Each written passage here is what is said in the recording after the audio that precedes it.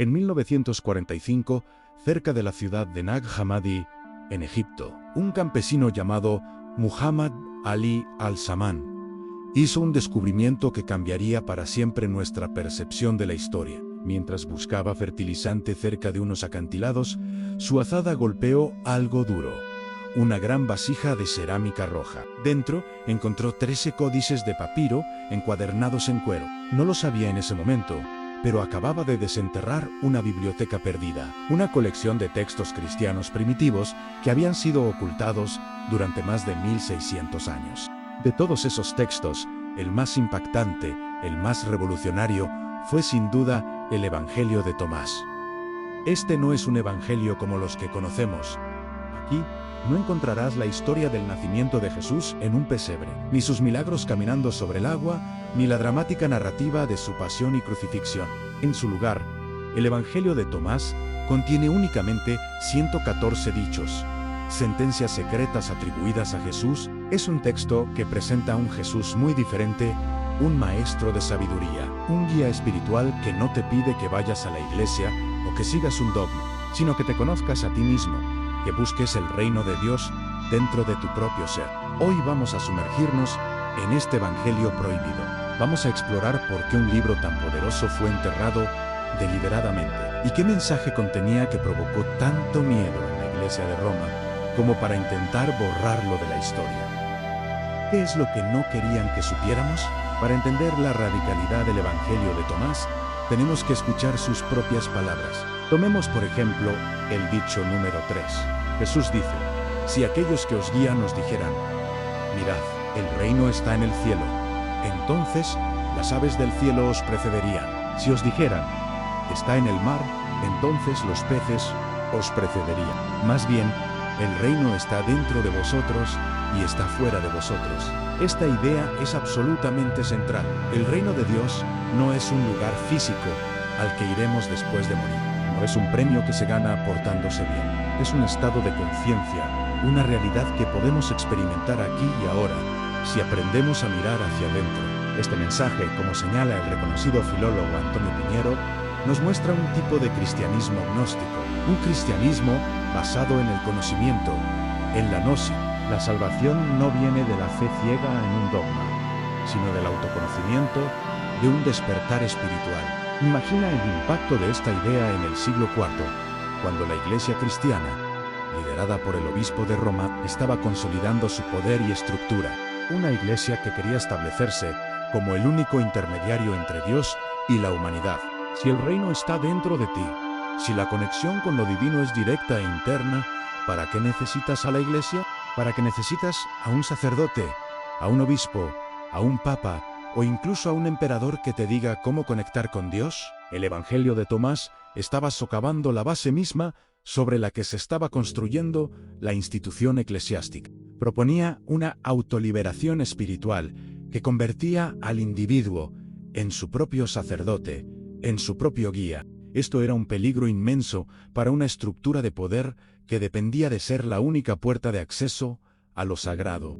Por eso, en otro de sus dichos, el 77, Jesús afirma: yo soy la luz que está sobre todos ellos, yo soy el todo. De mí ha salido el todo, y a mí ha llegado el todo. Partid un leño, y allí estoy yo. Levantad una piedra, y allí me encontraréis. Dios no está encerrado en un templo, está en todas partes, en la naturaleza, en ti. Este mensaje era dinamita pura para la ortodoxia emergente. Ahora, comparemos este Jesús de Tomás, este maestro de sabiduría, este filósofo de espiritualidad, con el que finalmente fue aprobado para la Biblia. Los evangelios canónicos de Mateo, Marcos, Lucas y Juan, aunque diferentes entre sí, presentan una narrativa coherente, cuentan una historia, construyen una biografía con un principio, un desarrollo y un final. Hablan de un Jesús que es el Mesías, el Hijo de Dios que muere por los pecados de la humanidad y resucita para ofrecer la salvación. El enfoque está en la fe, en este evento histórico y en la pertenencia a la comunidad de la Iglesia. El Evangelio de Tomás, en cambio, no se interesa por la biografía de Jesús. Le interesa su mensaje, su enseñanza esotérica. El Jesús de Tomás es un guía que te da las llaves para que tú mismo abras la puerta. No te pide que creas en Él, sino que te invita a emprender el mismo viaje de autodescubrimiento que Él emprendió. El famoso lema griego, «Conócete a ti mismo», inscrito en el templo de Apolo en Delfos, resuena en todo el Evangelio.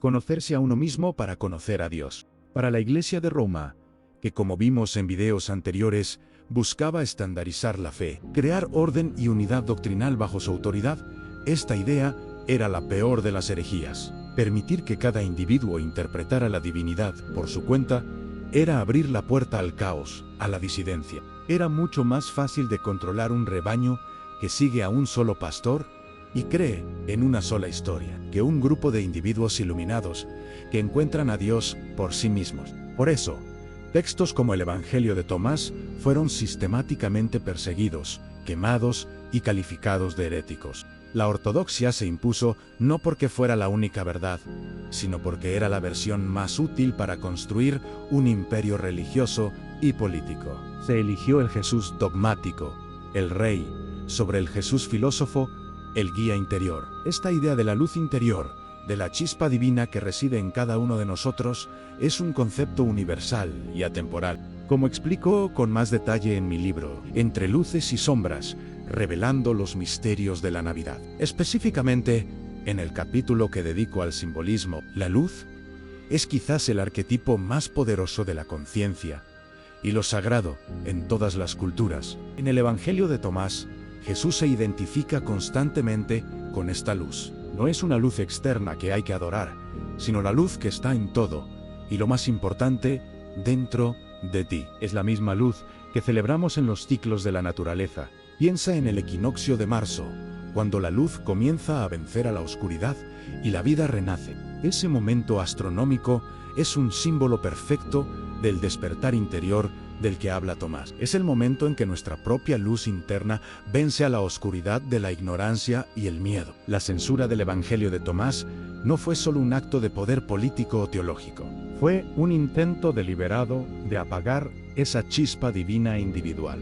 Fue un intento de convencernos de que la única luz sagrada era la que ardía en las velas de los templos, una luz que ellos controlaban. Quisieron sustituir el sol interior que cada uno lleva dentro por el fuego controlado de sus altares. Pero como demuestra el increíble hallazgo de Nag Hammadi, la verdad, la luz, siempre encuentra una forma de salir a la superficie, aunque tarde 1600 años. El Evangelio de Tomás nos recuerda hoy que la búsqueda espiritual más importante no es hacia afuera, hacia el cielo o hacia un templo, sino hacia adentro, hacia ese reino, esa luz que siempre ha estado y siempre estará dentro de nosotros, esperando ser descubierta.